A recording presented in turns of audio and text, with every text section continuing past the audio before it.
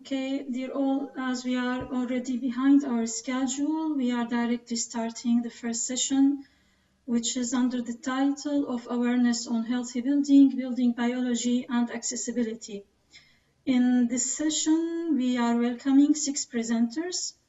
Architect Penbegül ÖZTÜRK from Naci Yazgan University in Kayseri, Turkey. Civil engineer Kenechi Kurtis ONOCHIE from Cyprus International University in North Cyprus. Architect Shadi Zare SHAHABADI from Yazd University in Iran. And Associate Professor Dr. Ufuk Fatih from Istanbul Aydın University in Istanbul. And Architect Didar Tashkan from Yıldız Technical University in Istanbul. And finally, the Associate Professor Dr. İrem Gencer from Yıldız Technical University in Istanbul. We are kindly asking you to fit yourself into the duration of 15 minutes. And after the presentations, we will have additional 15 minutes to discussion. I will notify the attendees that you can always send your questions in written format through the chat box. And our colleagues in the organizing committee, they will forward your questions directly to the presenters.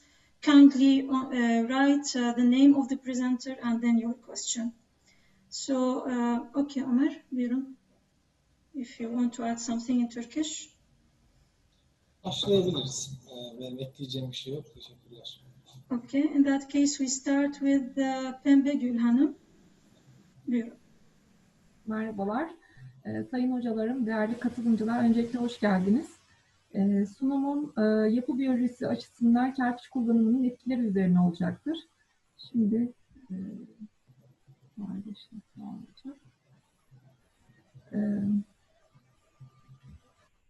insanlar için barınma, beslenme gibi en temel ihtiyaçtır. Varoluşun ilk zamanlarından beri de böyle olmuştur. Geçmişte insanlar çevrelerinde buldukları doğal malzemelerle yapı oluşturmuşlar ve doğal malzemenin konforunu yaşamışlardır.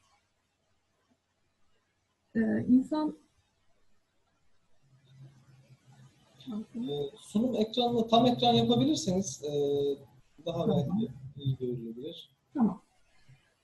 İnsanların barınma sağlayacakları yapılarda bazı şartların sağlanması gereklidir. Bunlar yapının sağlıklı ve konforlu bir çevresinin olması, kullanıcı için uygun sosyolojik ve psikolojik ihtiyaçların karşılanması ve tabii ki bu ihtiyaçların karşılanması için güvenli ve risksiz bir ortamı sağlanması. Günümüzde teknolojinin gelişmesi yapı sektörünü de etkisi altına almıştır. Yapay, sentetik, zehirli gaz salınımı yapan asbest, radon, formaldehit gibi içeriklere sahip yapı malzemeleri üretilmekte ve kullanılmaktadır. Nefes almayan, yalıtılmış, kapalı birer kutu gibi oluşturulan yapılar sağlık problemlerinin başlamasına neden olmakta, insan yaşamını olumsuz etkilemektedir. Çalışmada bu paralellikte belirlenen doğal bir yapı malzemesi olan kerpicin olumlu doğal yapısı ile son derece önemli ve günümüzde çok daha anlam kazanmış olan yapısal konfor şartlarını karşılamasına dikkat çekilmiştir. Geri dönüştürülebilirliği, eskimezliği, ekonomikliği ve ekolojik çevreye sunduğu sayısız katkı göz önünde bulundurularak modern yapı kültürüne kazandırılması amaçlanmıştır. Sağlık ve çevresiyle uyumlu yapı oluşumunda yapı biyolojisi ilkeleri kapsamında iç mekan hava niteliğinin zenginleştirilmesi, ısıl, akustik ve görsel konfor sağlanması ve sağlıklı malzeme seçimi konularında kerpiç kullanımının etkileri incelenecek, kullanıcı ve çevre odaklı olarak yorumlanacaktır. Yapı biyolojisi 1960'lı yıllarda tıp doktoru Hubert Kahn tarafından Almanya'da kamusallaştırılan yapı biyolojisi bilimi, zamanının çoğunu kapalı ortamlarda geçiren insanların içerisinde bulundukları mekanın olumsuz, psikolojik, sosyolojik ve biyolojik etkileri nedeniyle rahatsızlık yaşamasının önlenmesi, kullanıcı ve çevresiyle uyumlu, sağlıklı yapı oluşumu için çalışır. Yapı biyolojisi bilim dalı, çeşitli tahriş ediciler için kapalı yaşama ortamını araştıran bir yapı bilimi alanıdır.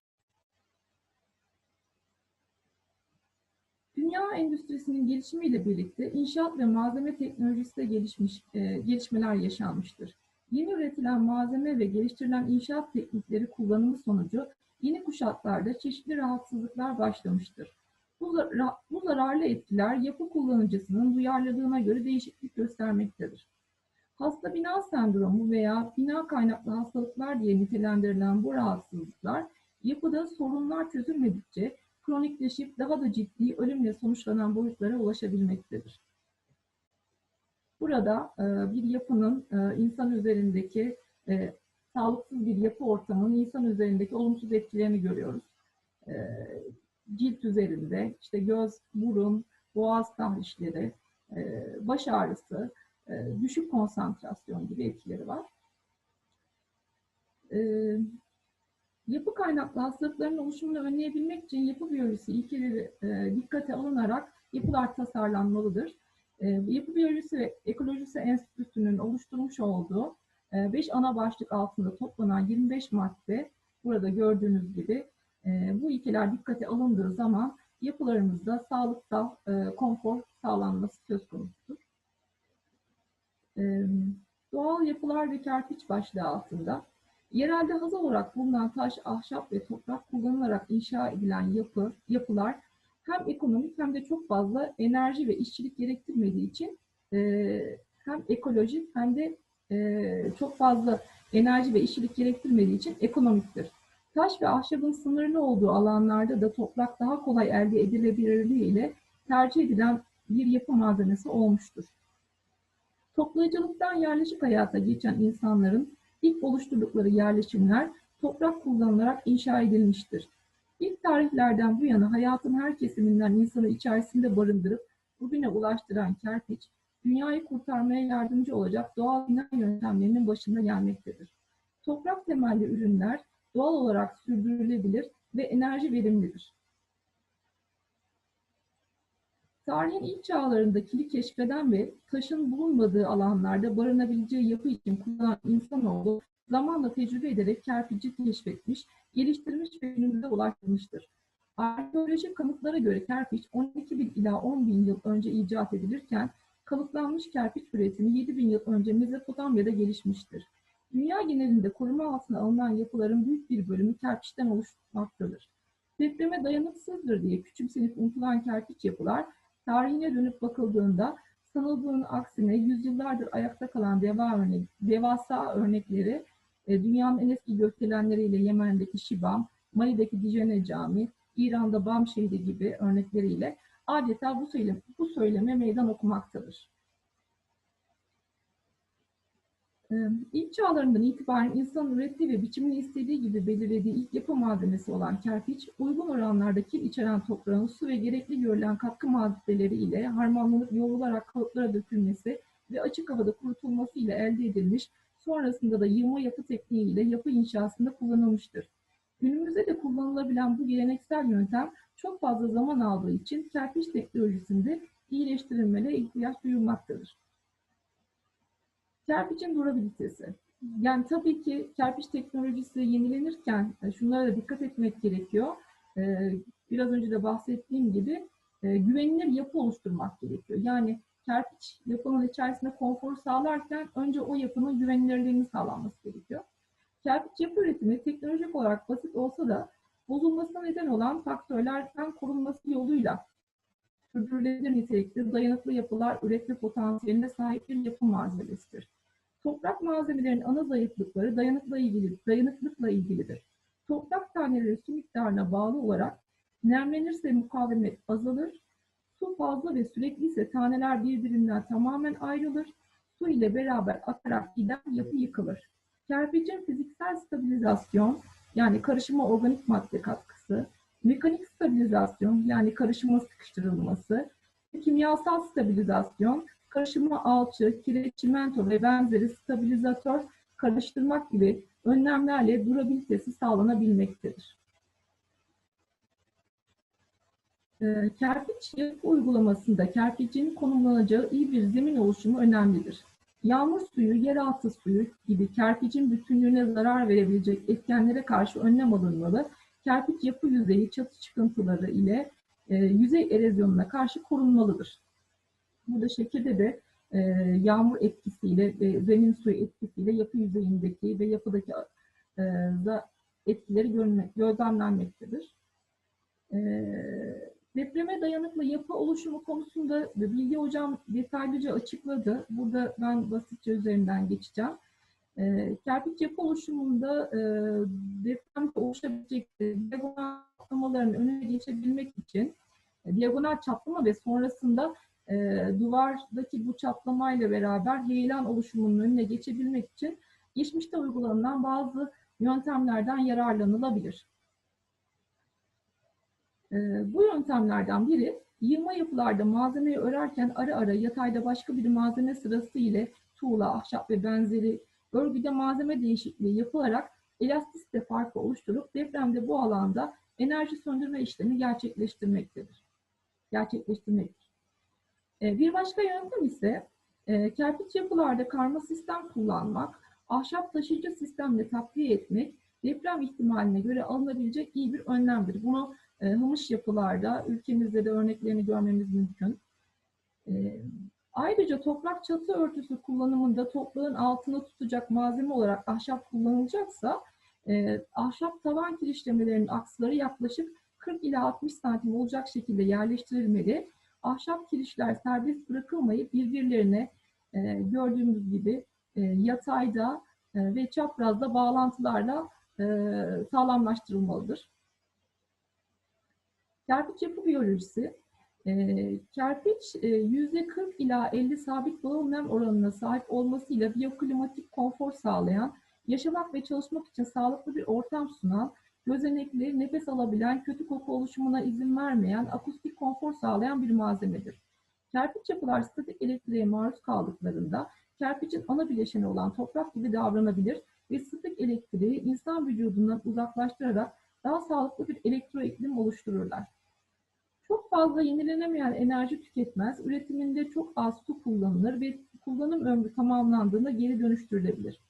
Bir yapı malzemesine dönüşümü sürecinde herhangi bir kimyasal işlem gerektirmez ve hiçbir kimyasal veya endüstriyel atık üretmez. Kerpiç yapıların termal kütle özelliği sayesinde duvar yüzeyleri iç ortama sürekli depoladığı ısıyı salarak kullanıcı için ideal bir ısı ortam düzeyi sağlar.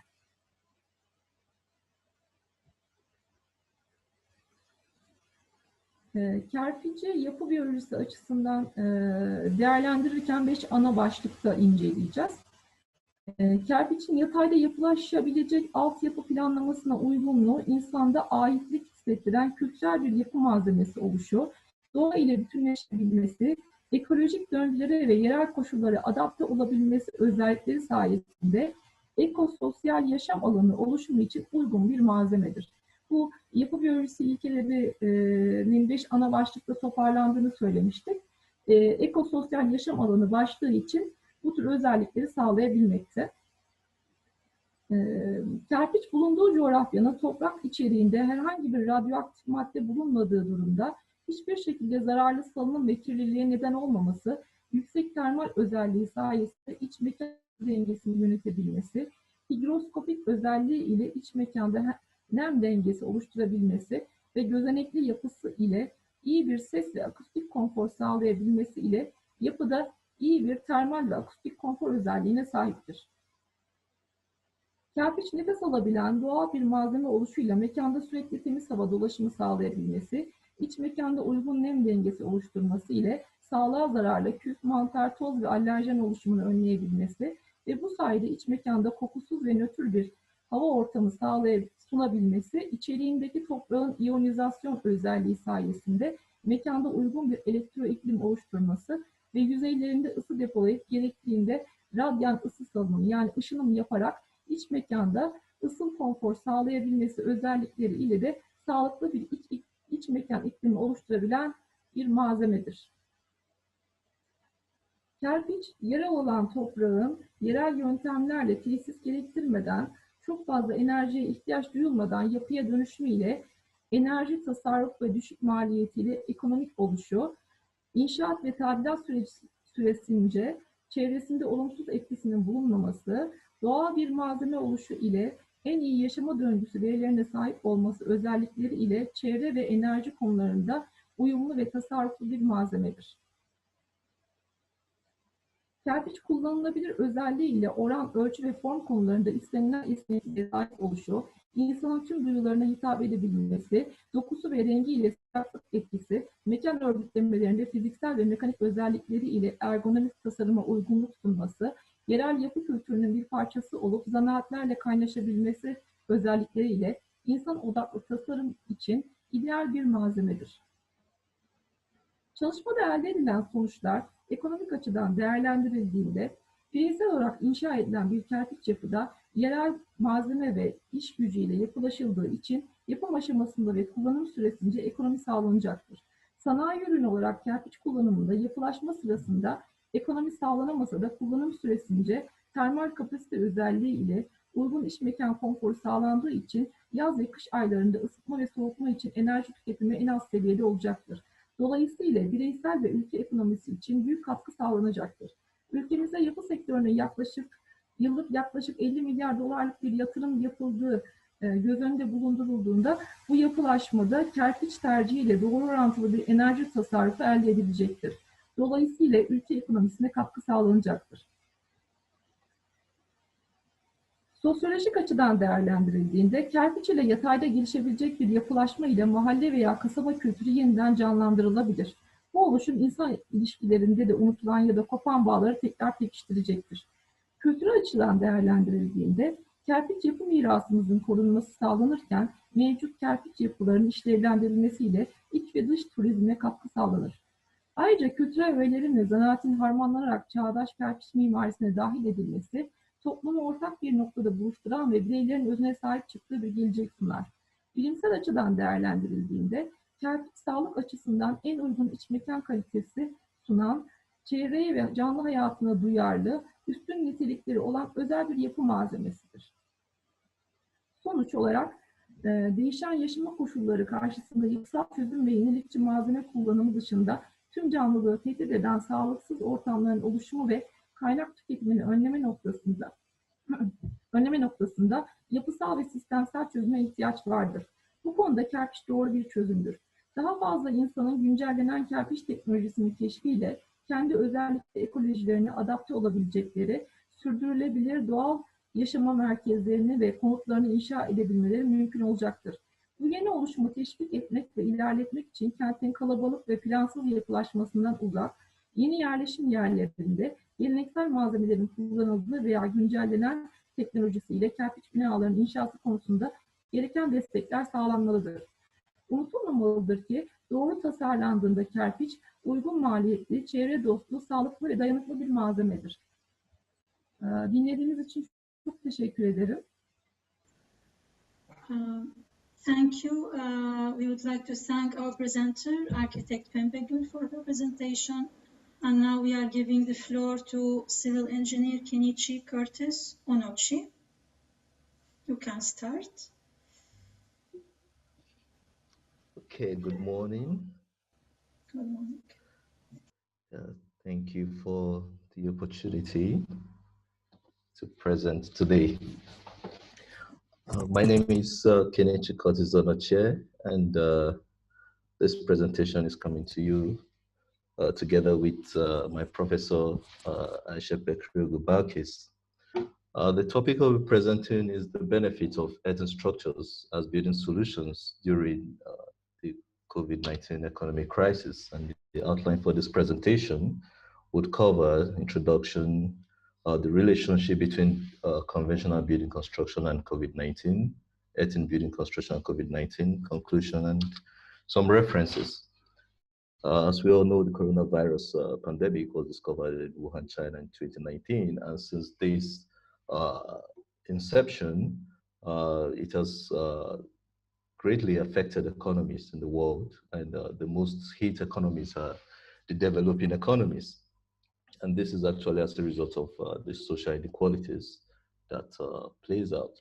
And also the introduction of the lockdowns, the social distancing, and the quarantine created serious effects on both financial, psychological, and in terms of financial, physical, and psychological effects on nations of the world. And in terms of building, before the pandemic, there have been a growing need for housing. There have been a serious deficit. And as a result of this pandemic, there have been rising inflation in every economy of the world. And this also includes the cost of building materials. And in this case, we really need an alternative building material. It has always been the case before the pandemic, and with the pandemic, it only grew worse. And Earthen structures seem to be a very good alternative because it has proven to be simple to produce, cheap, and the materials are actually readily available. And also their contribution to the reduction of greenhouse gases to boost immunity also comes in handy. In terms of the relationship between conventional building construction and the coronavirus, we know concrete is the most common conventional construction material, and this is as a result of its superior mechanical properties, which includes compressive and flexural strength. And in the production of the concrete, cement is one of the most important materials. And cement happens to be a major contributor to the release of carbon dioxide from the decomposition of calcium carbonate and fossil fuels used for generating heat. And studies have shown that coronavirus has greater effects on people with low immune system. And research have also shown that constant exposure to carbon dioxide actually increases deaths and it reduces the immune system, which could lead to death as a result of the coronavirus. Now, Sakar developed a model which he referred to as the coupled human environment system. It actually shows an interaction between humans and the natural environment during the coronavirus pandemic. And this is what the interaction looks like. So I'll just take one of the interactions to just buttress my point. And, during the coronavirus, there was lockdown and restrictions. And as a result of the lockdown restrictions, offices were shut down. And the result of the shutdown of offices, businesses, and other workplaces, in which I would also include production plants for concrete, where we could have release of carbon dioxide and other harmful greenhouse gases. If you follow this, the red lines actually shows the positive impact, and the green lines, the red line shows the negative impact, and the green line shows the positive impact. And if we follow this, we could see that this leads to improved air quality. And as a result of improved air quality, we have reduced pollution. And the reduced pollution in terms would lead to reduced infection and death rates. Also, I think that's the relationship I just talked about. Then for the Earthen building construction, like I mentioned earlier, there's a deficit, which the World Bank projects, of 300 million new houses needed to meet the housing needs. And there's also growing pressure on governments to close this gap as a result of the rising housing demands, even during the pandemic, because during the lockdown, everyone was asked to stay at home. And we know that there's a huge chunk of homeless people all over the world, and the need for providing adequate and affordable housing to less privileged and low-income earners would always be related to production and the cost of construction materials, and also the technology. And the result of this, as a result of this deficiency, this deficit, of housing, shelter homes, because when the lockdown was when the lockdown was declared, everyone was expected to be at home to reduce the spread of the virus. And those who were homeless were actually forced to move into shelters. And this resulted in overcrowded shelters, which was very common, especially in the United States. And this also led to the spread of the coronavirus. Now, the influence of construction materials and technology on the environment can not be overemphasized. Earthen buildings provides great environmental benefits as well, as we earlier mentioned, due to the decrease of CO2 emissions and also the regulation of indoor humidity. And we have another figure here, which Excuse shows us. me, Mr. Yes. Kenechi, Yes. attendees are asking if you can make full screen presentation. Oh. It would be easier Okay. to read. Okay, sorry. Okay. Thank I you. hope it's better now. All right, thank you. Yeah. So for our figure 2, shows a cost comparison of different building materials for a single-story, 70-meter squared, 2-bedroom housing.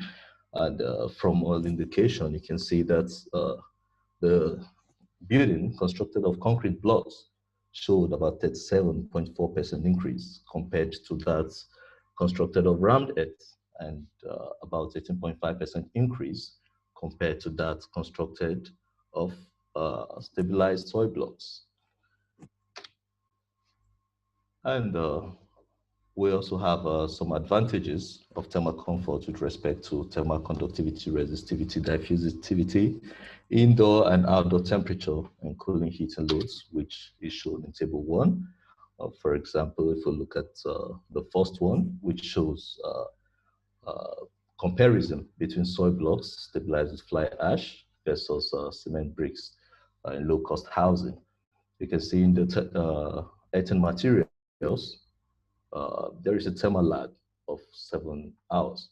So which means it takes about 7 hours for the material to absorb the heat and dissipate it, compared to other construction material. In this case, we're referring to concrete because it is versus cement bricks.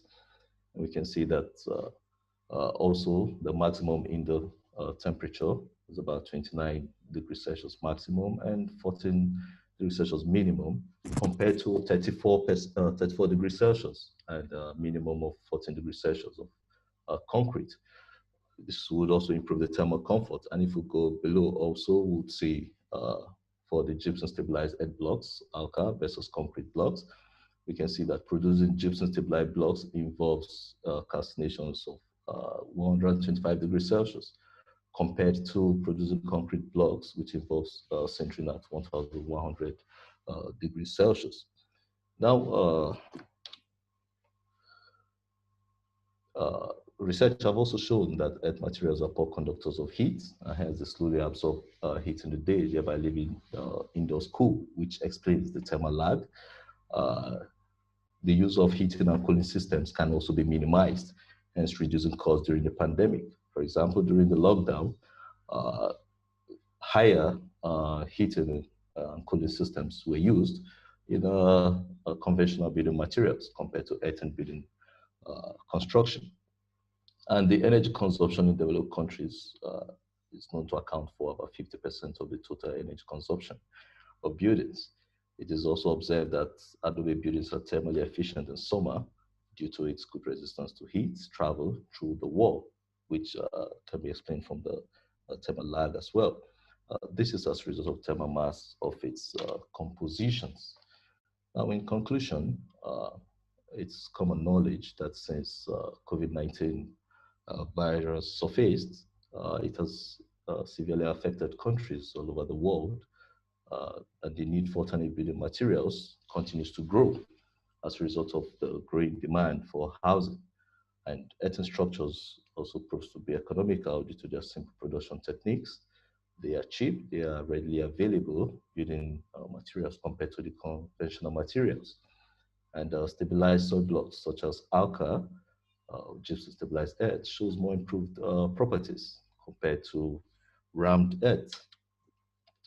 And also the production process of these earthen structures also improves the environment by reducing greenhouse gases, which would contribute to health, the boosting of the immunity, and general well-being during the COVID-19 pandemic. This thermal comfort can also be achieved without rising the heating and cooling and ventilating costs. All right, there's a few references. Thank you for listening. I hope I was in time. Thank you, Mr. Kenechi. Thank you And so now much. we move to the third presentation by architect Shadi Zare SHAHABADI.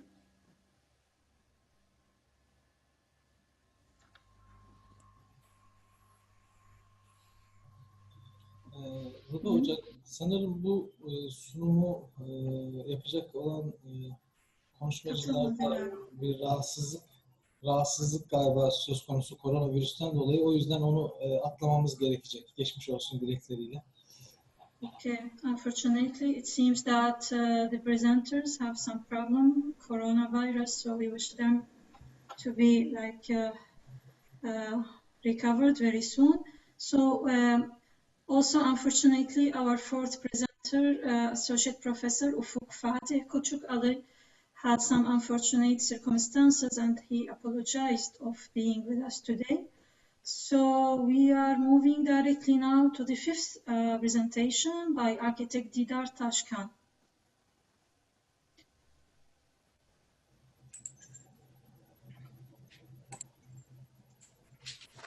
Mr. Kenechi, if you can stop sharing your screen. Okay, yes, I just did that, sorry.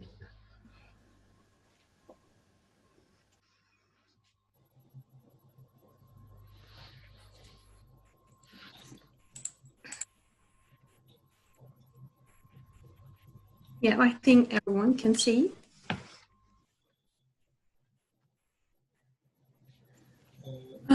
Also, you can make a full screen Yeah, sure. presentation. Okay, thank you. Sorry.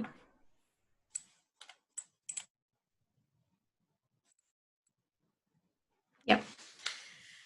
Good afternoon. First, I'd like to thank you all who has organized and contributed to the conference. Also, I'd like to thank to my advisor, Ebru Polat, for her lasting support. This topic I'll tell you about is formed under three notions: cultural heritage, accessibility, and cultural roots. I'll try to explain the relationship between them in the context of the two ICOMOS charters and with an example, Yazd city. As we all know, cultural heritage is some kind of bridge between the past and the future. Heritage refers to the past by revealing historical background, usage of material and technology, sustaining tradition, knowledge, and culture. Cultural heritage is seen as a value to be protected regarding Contemporary Preservation Act. On the other hand, in some cases, it has been reduced to an object that must contribute economically to its environment. Sometimes we forget about its identity and meaning, unfortunately, so heritage became fragile. And this fragility has direct proportion with profitability. Debates on accessibility date back 1960s in Italy. In the 1990s, accessibility became relevant to architectural restoration. When it came to 2005 and 2008, access to cultural heritage idea took place in international declarations, charters, and management guides, such as Faro Convention or the ICOMOS charters. Accessibility has gained a wider perspective starting from 2010. Through this perspective, heritage is not only a physical structure. It exists with its environment and living culture as well. In order to preserve identity, meaning, and significance, a holistic approach is legitimate to defining conservation strategy. Briefly, accessibility notion is transforming, and from a distinct group-based praxis, like you can see in the slide, access for disabled persons, these are most argued ones, and the reachability, it forms towards a multidisciplinary, inclusive, dynamic, and innovative concept. This new concept in conservation can ease interpretation and correct communication. As you can see here, we need three elements that we can appreciate cultural heritage: accessibility to information, accessibility of monuments, environment, or site, accessibility of shared responsibility.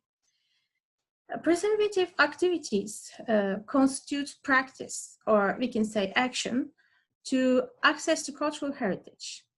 In order to fulfill these activities, there are three forms of accessibility: physical accessibility, intellectual accessibility, and economic accessibility.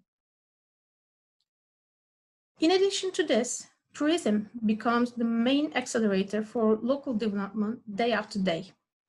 In some cases, it's getting hard to manage and sustain existing balance between contemporary development and sustainable use. Accessibility management with holistic approach can be the answer in order to keep this balance. A holistic approach widens and complicates the framework. A methodical solution is needed to analyze, set, and organize. In this matter, cultural roots might be a solution as a part of accessibility management. It incorporates both tangible and intangible cultural heritage and creates opportunity to experience it.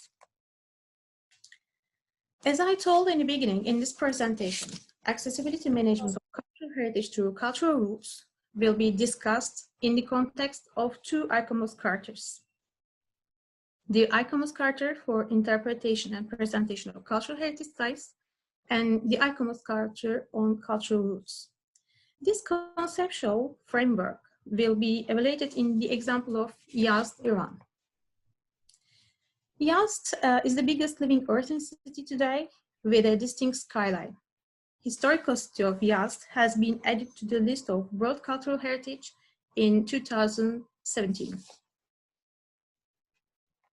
Location of Yazd is in the plateau of Iran and is close to spice and Silk Roads. While most of the earthen cities were destroyed by modernization, and in that challenging desert climate, Yazd maintained its original texture and its authentic elements and developed within different states. In the city of Yazd, buildings are built of earth, which is highly effective material to provide, build, and retain air conditioning, particularly in existing geography. Earthen material is part of cultural diversity of Yazd city. Its traditional districts, which are generated a spatial urban fabric with narrow alleys, qanat system, traditional houses, bazaars, Husseinians, mosques, synagogues, and as you can see in the pictures, like Zoroastrian temples and historic garden of Dolatabad are pieces of that living organism. Traditional living festivals and ceremonies are also inseparable parts of this living organism that reflects complex structure of Yazd. Qanat system is a substructure that gives life to the cities. Persian Qanat is also in the World Heritage List. We can see here Qanat of Zare in Yazd and Hasanabad of Mujir, and their buffer zone, you can see. Interpretation of Qanat system and the organic tie along with wind towers, cisterns are especially important to understand the essence of Yazd. Whereas the Qanat system goes underground and lies into the desert, it became hard to track. At this point, providing physical accessibility might be a problem. If so, which other alternatives do we have? Since access to cultural heritage is a human right, how can we ensure that everyone has access to the distinctive essence of Yazd? If Qanat system is the substructure of Yazd, these two ICOMOS characters are founding substructure on this notion with their main principles and defining elements. When we look all these principles like access and understanding, information sources, planning and sustainability, or preservation of authenticity, in the ICOMOS charter for the interpretation, sorry, presentation cultural heritage sites, we can comprehend that there is a need for a tool to set and organize this holistic perspective in a cultural heritage site. Defining elements of cultural roots, as you can see right, which takes place in the ICOMOS cartoon cultural roots, can supply an integrated method. In the last 2 decades, large expansion of interpretive activities with new technologies and developing new economic strategies have created new complexities. The ICOMOS Charter for the Interpretation and Presentation of Cultural Heritage Sites defines the interpretive activities such as community gatherings, educational initiaries, training and research. There you can see on the slide community gatherings and security training with demonstration at the down right, which are held by Iranian Cultural Heritage, Handicrafts and Tourism Organization during nomination progress. According to the Charter, presentation activities provide the bond between interpretive content and the cultural heritage. And I believe that accessibility management procures the communicative and cumulative structure with its subheadings: physical, intellectual, and economic accessibility. These presentation activities can be traditional fests and informative output, or activities due to time, place, and user. Of course, on the other hand, digital age completely changed our perspective about getting information on something. So how can we access the information about Yazd on the digital platforms? It can be through formal or informal channels, as we can say, websites. One of the formal channels is Visit Iran, as you can see down. There you can read about cultural diversity of Iran, Iranian cities, and their specifications. Moreover, there are suggestions of specific routes that points there is a common thinking on accessibility of cultural heritage using routes as a bond. Onto that, you can find suggestions according to season and, most importantly, 360-degree visuals of heritage sites. While we having a major disaster like COVID-19, online access to cultural heritage is one of the current arguments, if it's right or wrong to reach the cultural heritage fully online. On the other hand, we can't overlook that everyone has the right to access the cultural heritage, and it's a necessity of using digital instruments, such as virtual reality or augmented reality. Economic accessibility consolidates the relationship between stakeholders that depend on each other to support and sustain the development of existing environments.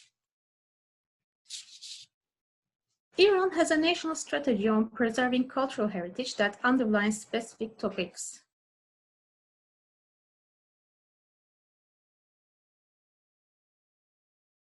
Like identifying, protecting neighborhood, or behind the Preservation Act, Iran. Our physical access facilities, such as signage for heritage sites, information boards, or info points, are effective enough, especially for places which are usually visually limited, like cistern, or unseen on the surface, like Connaught wells. An on-site control mechanism and some kind of virtual tools can help to experience the place without being there. When it comes to presentation of cultural heritage, the cultural rules system provides a comprehensive macrostructure. Cultural rules offer systematic, dynamic, and organized concepts which reflect the rich diversity of cultural heritage. Experience is the key goal in cultural rules concept, because experience creates a bridge between heritage and human. The concept of cultural roots is detailed in the ICOMOS Charter of Cultural Roots by formalizing methodology. 6 main planning stages, as you can see on the slide. Accessibility can be crystallized using these stages as main headings. Cultural rules carry the perception of similar cultural heritage sites to the upper scale. A route can connect Yazd to other Earthen cities with similar characteristics, as well as it can promote functional unity of Yazd. In the World Heritage Nomination text, it is presented as a descriptive item that Yazd has been close to ancient roads, such as the Spice Road, the Kermendrian Road, and Khorasan-Fars Silk Roads. That is one of the strengths of Yazd, and some of others are it's an Earthen city like Kashan and Bam. It's the World Heritage Site, of course, and has somehow related to others like Persian Gardens and Persian Kanat. So, overlapping goals are briefly explains the essence of the matter.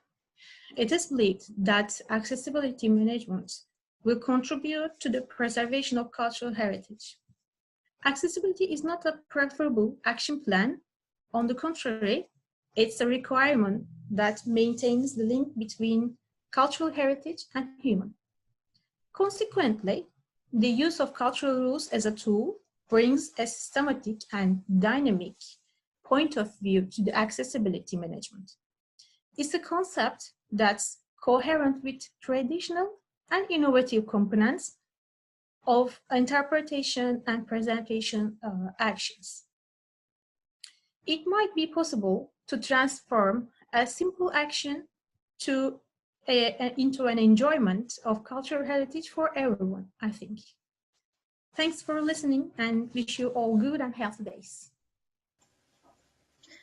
Thank you, Dida, for your presentation. And now we are moving to the last presenter in our session, Associate Professor Dr. İrem Gençer from Yıldız University.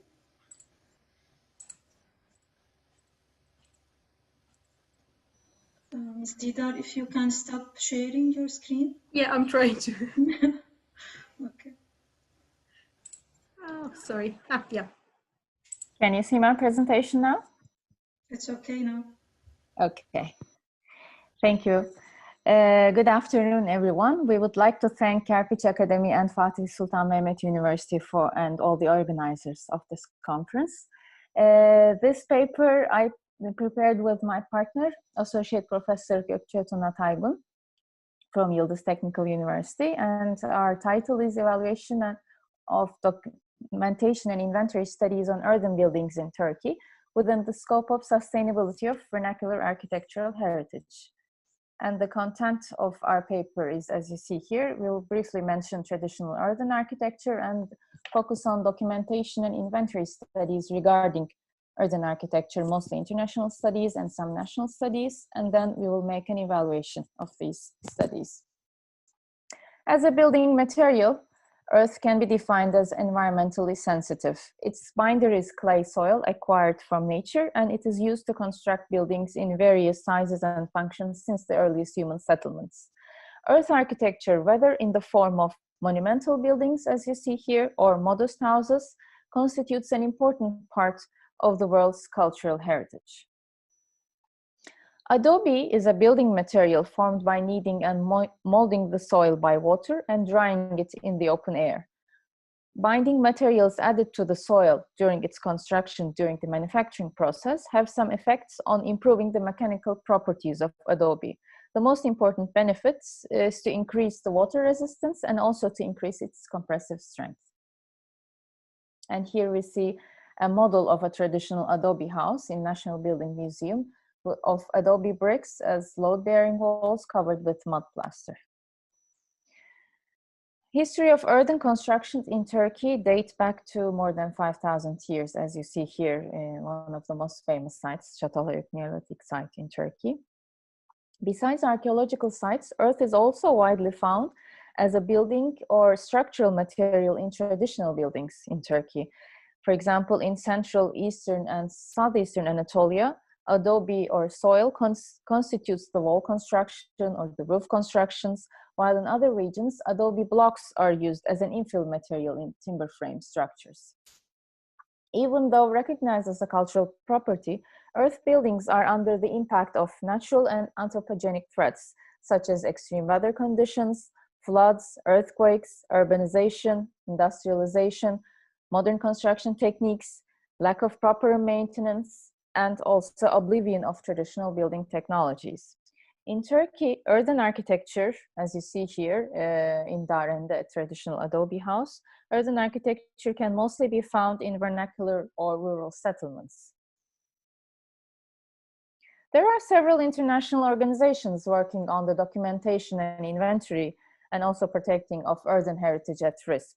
Since 1970s, the International Council of Monuments and Sites, ICOMOS, and the International Scientific Committee on Earthen Architectural Heritage, a sub-body of ICOMOS, ISKEA, are working actively on preservation of earthen structures. There is also Getty Conservation Institute in the United States, and also UNESCO's World Heritage Program on Earthen Architecture. And there was an EU-funded, European Union-funded project named Terra Incognita. And there is also another organization called ProTerra, which can be listed as similar organizations related with earthen heritage. Since 1970s, ICOMOS and ISKEA organized Terra, a series of international conferences, to promote the exchange of information and greater understanding of earthen buildings. The focus of these conferences range from archaeological sites to existing earthen structures, conservation methods, construction techniques, management planning, cultural landscapes, and also disaster preparedness and mitigation. In 1997, the Getty Conservation Institute joined with several other organizations for a cooperative framework called Project Terra for the promotion of research and conservation of earthen architectural heritage. As a result of this project, a bibliography on earthen architecture was compiled that includes different scientific fields related with earth architecture, such as mineralogy, clay science, and soil science. And also a comprehensive literature review was prepared within this project. UNESCO World Heritage Program, partnering with ICOMOS, ISKEA, and other institutions, has established WEEP, World Heritage Earthen Architecture Program, in 2008.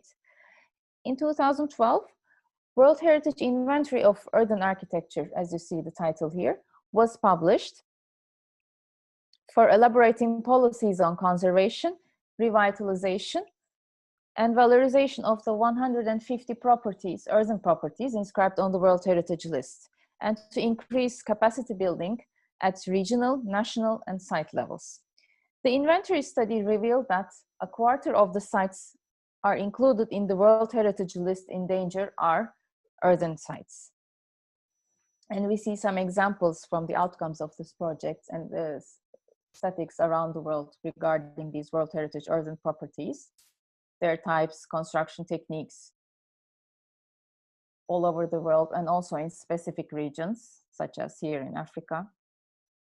And also an example of the inventory sheet here.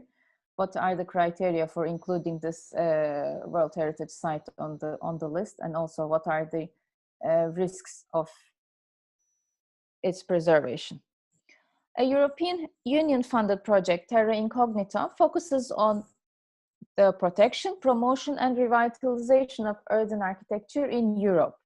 An inventory of European construction in Europe was prepared, which is also depicted on this map as you see here. This map indicates the historical and vernacular earthen architectural heritage, which is built before 1970s and is still present.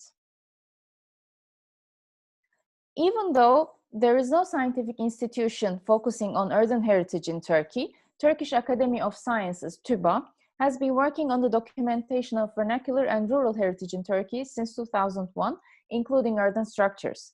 TÜBA has established cultural inventory projects with the aim of preparing inventories, compiling digital databases of these inventories, and defining problems and innovating solutions for the preservation of cultural heritage in Turkey with the help of academic members, experts, and researchers. Within this project, 2 pilot regions were selected first. One is Buldan in Denizli in the Aegean region of Turkey, and the other one is Birecik Suruç, which is in Şanlıurfa in the southeastern Anatolia. After these 2 pilot projects, then the project disseminated into other regions of Turkey. Another important contribution to documentation of earthen heritage in Turkey that is worth mentioning is this KERPİC network, which has been conducting researches on durability, seismic response, and production techniques of earthen constructions in Turkey for more than 30 years, which also includes this conference series. Evaluation of documentation and inventory studies on earthen buildings in Turkey within the scope of sustainability of vernacular heritage. Vernacular architecture is the manifestation of both the tangible and intangible assets of culture, combining traditional construction techniques and local materials, which presents a morphological response to environmental conditions, socioeconomic and cultural characters of societies.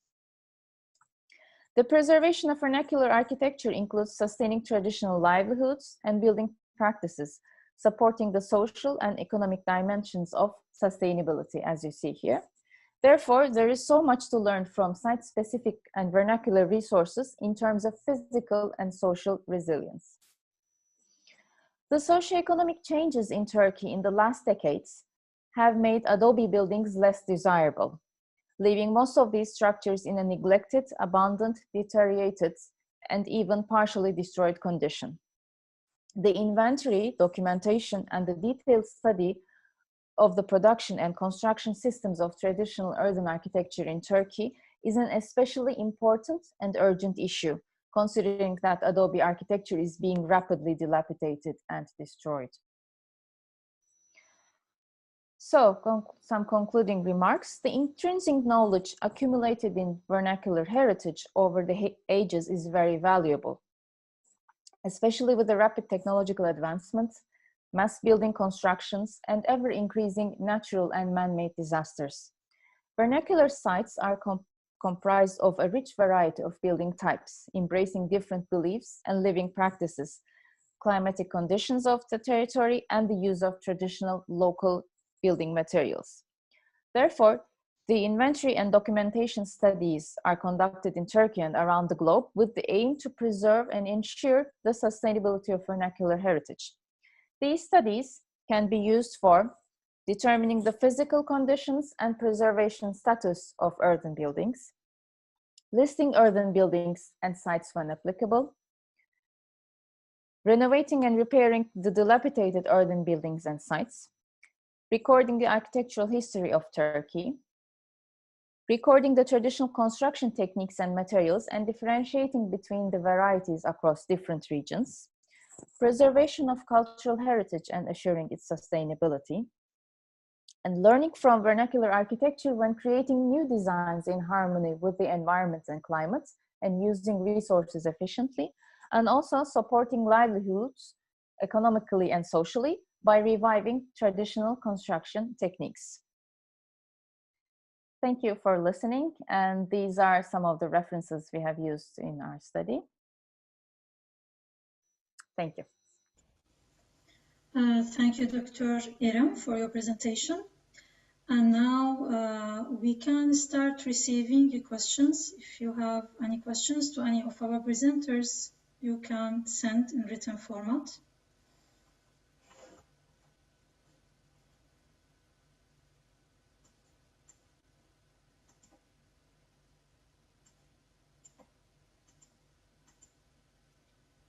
Okay. I see that we are not receiving any questions. In that case, we came to the end of our first session. I would like to thank again all the presenters for their contribution. And now I can leave the floor to my colleague, Dr. Ali Dost Ertuğrul, who will chairing the following session.